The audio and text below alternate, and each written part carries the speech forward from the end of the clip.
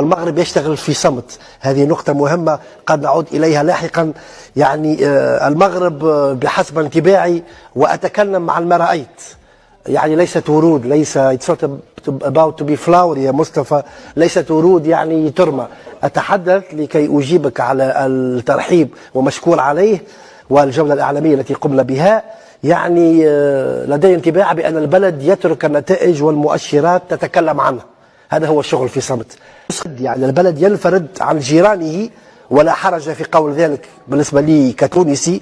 ينفرد المغرب على بقية جيرانه على الأقل في المنطقة يعني شمال إفريقيا، لأنه لو استثنينا الخليج العربي تقريبا في شمال إفريقيا يعني أجد نموذج قوي، النموذج المغربي ينفرد به عن بقية جيرانه على مستوى هذه البنية التحتية الانفراستركتور. إذا أعجبك الفيديو لا تنسى النقر على زر لايك وترك تعليق محفز، وإذا كانت هذه أول مرة تتابع فيها قناة لا تتردد بالنقر على زر اشتراك وتفعيل الجرس لتتوصل بآخر مستجدات القناة.